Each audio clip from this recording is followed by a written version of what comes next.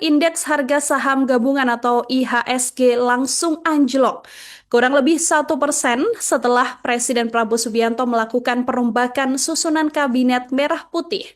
Kurang lebih pukul 15:49 waktu Indonesia Barat atau ini persis ketika Presiden Prabowo mengumumkan penggantian Menteri Keuangan Tribuners, IHSG ini terkoreksi 0,89% atau turun 70,06 poin ke level 7.797,29.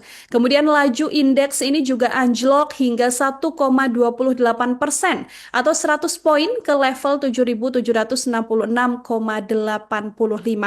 Sepanjang perdagangan sebelum pengumuman adanya reshuffle kabinet, indeks ini berada di zona hijau Tribuners, tapi kemudian mulai memerah setelah adanya kepastian perubahan menteri. Tercatat indeks bergerak pada kisaran 7.766 hingga 7.934.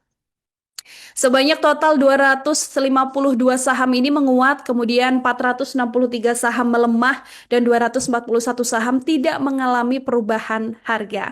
Hal ini juga berkaitan soal penggantian Menteri Keuangan yang sebelumnya diisi oleh Sri Mulyani dan kini digantikan oleh Purbaya Yudi Sadewo yang merupakan Ketua Dewan Komisioner LPS. Selain Sri Mulyani, sejumlah menteri lain juga diganti. Tribuners dari paparan Celios, Center of Economics and Law Studies, ini mengatakan bahwa pengumuman pergantian Sri Mulyani dari posisi Menteri Keuangan yang digantikan oleh Purbaya Sadewa sedianya merupakan berita yang cukup positif bagi ekonomi karena tuntutan untuk mengganti Sri Mulyani memang sudah lama diserukan, begitu ya, oleh berbagai organisasi think tank dan masyarakat sipil sebagai bentuk kritik atas ketidakmampuan Menteri Keuangan dalam mendorong berbagai kebijakan. Meski demikian, Tribunner Celios ini mengatakan kalau sebagai lembaga riset independen, pihaknya akan terus mengawal kebijakan yang sudah dibuat di era Menteri Keuangan Sri Mulyani, dan kini akan dilanjutkan dan nantinya akan diperbarui dan diperbaiki oleh pengganti Sri Mulyani,